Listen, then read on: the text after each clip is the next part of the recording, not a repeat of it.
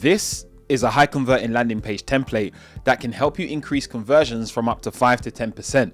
And if you use this landing page template correctly, you'll be able to find the gaps in your design, be able to make the adjustments by using these 3 simple steps. Over the past couple of years, I've been implementing this 2-step funnel, and I've seen that these templates work extremely well. Whether you're an SME or you're a small business, these templates are great for you to be able to make changes super fast. Many landing page templates online are pre-built designs, cookie cutter, and they think that it's just plug and play. Well, with this template, you can customize it for your specific solution, and you'll be able to quickly have a format and a structure so you can repeat the process and test it over and over again. Well, recently I've been testing out this landing page structure on SMEs and small businesses, and I've seen that it actually has powerful effect when applied, and also when you run A/B tests to see the variations and the differences in your copy.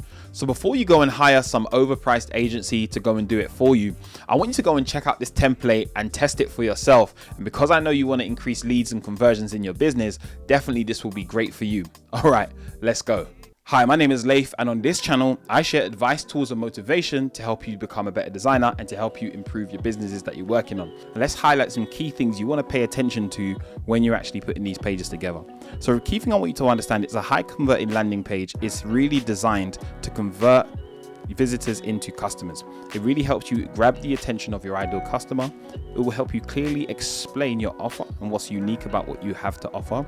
It will show the value of what you provide, and it makes it easy for visitors to take action. And this is the key thing I want you to understand. So in the actual structure of your landing pages, in the header, you want to make sure that you get rid of any additional links. So for example, here you can see where you've got these additional links in the header. You actually don't want that. All additional links you have on the site, you actually want to get rid of those. Make sure you've got one logo, you've got any other additional buttons. Ideally have one button if possible, but if you have 2, then you might have reasons for that. You might have like, here's a number, and you might have talk to us or book a call. Personally, I've found you only really need 1 button, so you don't need 2. And then you can call out your ideal prospect. So you can say attention target prospect, who wants to achieve desired outcome. So whoever that may be, call them out, make sure it's super clear. Like, I might say have attention small business owners looking to increase conversion, right? Or something like that. We're going to get right back into the video, but if you'd like a free copy of this ultimate landing page checklist for yourself, just go to the description box below and download a free copy for yourself. All right, let's get back into the video. So you make it clear, and then after that, you're going to have a high converting headline, a attention grabbing headline. Now over here, I've given some examples, something like, the 3-step formula to increase leads into your business, and you only need the first 2, something like that. Feels like it grabs attention. You might even change it. So instead of it being a 3-step formula, you could say like, something like how our client increased leads into their business by, you could do something like 23.5%, or is it like, you could say using this 3-step formula, right? So I'm saying the exact same thing, but the only difference is I'm leveraging numbers, like actual proof, because you're showing real numbers, to be able to grab their attention and then drop that in. All right. Another thing you can do is, here's some kind of headline structures, X best ways to get this without this. So 10 best ways to get rich without working a 9 to 5. The 101 best ways to get ripped without a gym membership. The 27 best ways to get investors without a boring pitch. So you're basically using the opposites of how people would think about that actual problem, and then you're kind of throwing it in and showing how you can solve it without the most commonly thought of way of solving that problem. We need to talk about X. So you say, we need to talk about AI. It's a game changer. Or we need to talk about budgeting. It's a necessary evil. Or we need to talk about the elephant in the room. It's hurting you. And then we can go deeper into that. Or you can say, we need to talk about mental health. Yeah. Health in, right? You could do something like that. It's like, well, how is mental health hurting you? So what you're trying to do is you're trying to make people think, how could that be that? You're trying to make them get some intrigue, get some interest, and think deeper about what you're trying to help them with. X of the whatever it may be, you'll find today. So 7 of the best blog posts you'll read today, or 12 of the most important products you'll buy at the supermarket, 5 of the most eco-friendly companies you can work for. So you're basically trying to highlight in a sense of like lists. We call this a listicle because we're listing out the number of things that people can get value from, and we're making it really simple for them to gain the insights that they need. Another one is these X common challenges make it so difficult for target prospect to achieve desired outcome. So some is here are like the 7 common challenges make it so difficult for e-commerce businesses to boost their conversion, or these 5 common challenges make it so difficult for startups to secure their first round of funding, or these 6 common challenges make it so difficult for freelancers to scale their income. All of these are what we call the attention grabbing headlines. And the reason why I've spent more time on the headline is because David Ogilvy says that once you have found your headline, that's where you're spending 80 cents of a dollar. 80 cents of a dollar is spent deciding what your headline is. So if you think about David Ogilvy, do some research on him. He's regarded as the father of advertising. He's a British tycoon in regards to the advertising space. And that makes you know that the headline is super, super important as well. Then you want to go into a video or having clear imagery on your page, making sure that your videos are never too long to explain your product or service. 2 to 3 minutes max I've found is a good place to start. And then just try it and try making videos longer if necessary and see what converts. People don't really have that much attention. So, it's debatable when we say people don't have that much attention. What I mean is when you're driving traffic into a funnel, you're trying to work with what we call cold traffic. So, keeping people on a site for super long to watch something is not ideal. The goal really is to get the point across super quickly. Then we're going to use some form of social proof. So social proof could be done by company logos you work for. Maybe it's like your accreditation. It could be testimonials, actual results that you've given to clients, and you're going to drop that in on your site as well. And you can see on my website, flowconverts.com, where we go to our landing page, we literally have, the actual leads, how we've increased leads for our customers on our site, right? On our clients for our site. Then you can go into like the core benefits. What's the benefits of what you provide and make it super clear. Remember, features tell, benefits sell. So what's the benefit to the person that you're working with?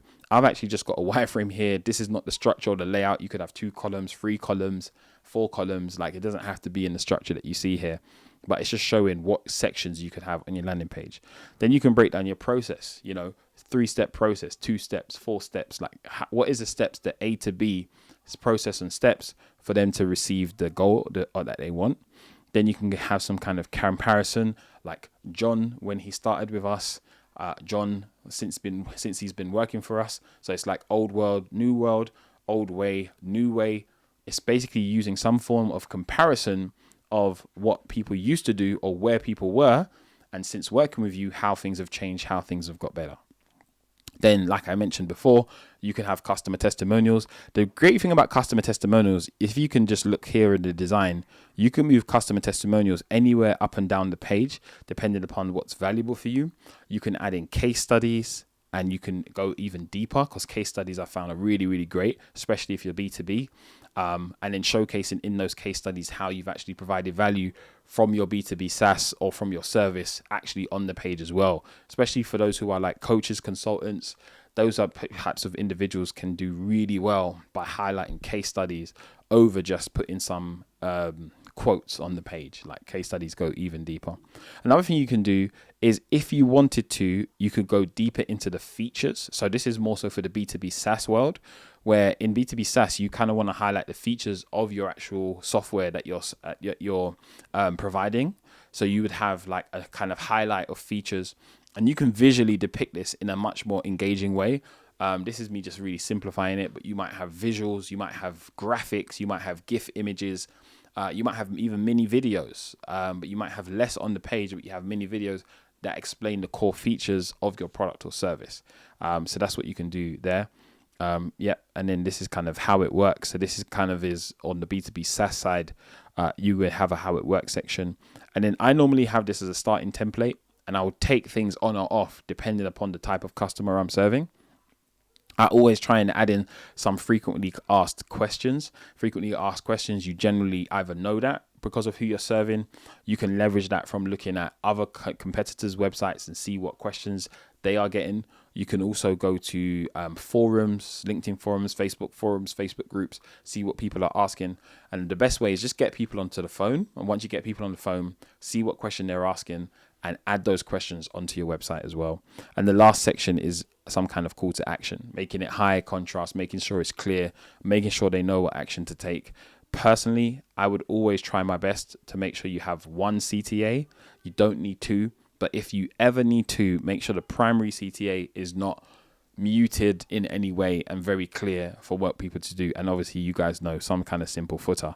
You don't always need that on a landing page, which is some kind of like, in other words, we don't want people to do any secondary action. So this is what we call a secondary action, which is signing up to a newsletter. So you get rid of that because you don't need it on the landing page.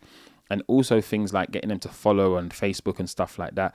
Get rid of stuff like that, and then get rid of potentially any additional column information that goes to anywhere else, right? So it could just be logo, and it could be, some legal information. So because you're running ads, you might have, this is not in cooperation with Facebook or anything like that, that give like legal covering to your business. So you're going to keep your foot as simple and clean on landing pages, not too much information on them as well. So I hope this really makes sense. And then especially for those who are doing some form of pricing. So for example, let's say you're in a SaaS world, you might want to run some kind of free trial. You might want to run some kind of paid free trial or something like that. Or you might have a paid service that has different plans. Then you can highlight your plans on your landing page as well. I tend to put plans above the frequently asked section, never below it, because basically I want people to take action. So in other words, if they hit the pricing plan section, they can always scroll down to frequently asked questions and then scroll up and then pick the plan that they want. Right? So all of this is done to be able to allow you to create a high converting landing page. And if you want a copy of this landing page structure for yourself, literally just go into the description box below and I'll email it to you, and then you can copy it into your own Figma account and you can play around with it yourself so you can see it. So this is a simple way for you to have a high converting landing page and do the things that's necessary to be able to test with it as well. And then also what I like to do is take this landing page structure, duplicate it, then I create a variant of the same structure. So for example, most of the time, I'm, to be honest, mainly changing the headline, maybe sub headline, and then definitely changing the video or the image I'm using on the page to really A/B test. Most of the time, the information underneath, I don't really change that much. I'm mainly A/B testing and just changing what's happening really above the fold. Why? Because 70 to 80% of your visitors move on based upon what they see above the fold. So when I'm A/B testing, I'm focused there. And then I can, over time, using tools like Hotjar, you've got Microsoft Clarity, you've got Full Story, many other tools you can use that can help you with A/B testing. You can see basically where users are clicking, where people are going, and then you can make additional data-driven insights on your design to be able to make improvements as well. Another thing you want to pay attention to, specifically on your pages, one of the last kind of points I want to leave with you is by basically doing SEO optimization, search engine optimization. Now, you want to be very clear on the keywords that you're actually going after, and you might want to add your keyword into your header, your headline. You might add your keyword into some of your body copy. You might add your keyword into sections below the actual above the fold header section. You might add your keyword into other sections below as well. But basically optimizing your landing pages, if you want them to be searchable for Google, then using keywords is super great to be able to allow your pages to be found if your desire is for those pages to be found on Google as well. So all of these are key tactics that you can use to be able to increase conversion. And I've actually used these tactics myself, and I've seen these all work for me. So just let me know in the comments below, what's the number one thing that I shared today that you're going to work on for your website? So any designers out there or even business owners who are looking to optimize their actual websites and landing pages, just let me know the number one thing that you're going to do to optimize your page today, and let me know in the comments below. And if you love any help or any advice on what you can do to help optimize your pages, let's start the discussion in the comments, and I'm happy to share some advice with you. So If you love what you've seen today, please just give this video a like, give it a thumbs up. And if you would love to hear more from me, click that notification bell, and I can't wait to see you on the next video. Take care and look after yourself. Bye-bye.